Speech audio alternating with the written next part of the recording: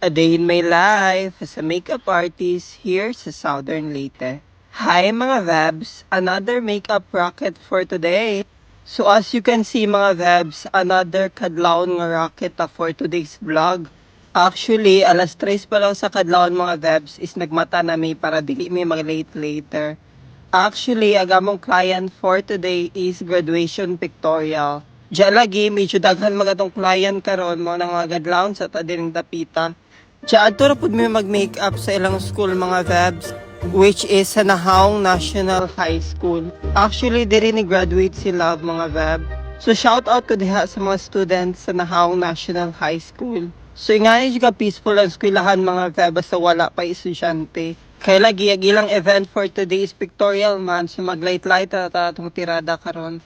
Siya nag-set up na pud mi diri ni Love mga Veb no para syempre pagpapahon din ito ang mga client karon. May na lang mga Vebs no mas mugwapa sila sa ilang mga picture. Actually mga Veb medyo short ra jud among time diri mga Veb no mo na nag-hair na dayon si Love. Sa mga na mga Veb nag-start na dayon ko. Sa mga na among first client ni Love, pack very fresh ra jud mga Veb. So ingani ang face sa student basta fully paid ang ilang tuition fee. So mga niya itong second client, very good asa. Og arang ka pretty. Gupahay ni bata ang mga vets. More jud siya Barbie ang atake siyang makeup look. So ingana ang atake basta graduation pictorial. Kini itong third client mga vets, pretty without makeup at all jud ni siya. Ay pak, bongga, very glass skin siya ang atake siyang makeup diri mga vets. Di siya mo ma-underestimate. In fairness, bisan walay before makeup look, bongga gyapon. Og atong ikali mga client mga vet, pretty jud even without makeup. Bugs, pakak. Ready na jud siya mag-snack sa kantina nga atake. Og atong sunod nga client mga veb, grabe manutok siya mga veb, like very attitude ang atake, marag ilista jud kandi siya sa noisy. Okay ni pod ang atong sunod nga gi-makeupan mga veb. Ayaw jud mo gara-gara mga veb as mo principal office mo. Charis ra mga vebs.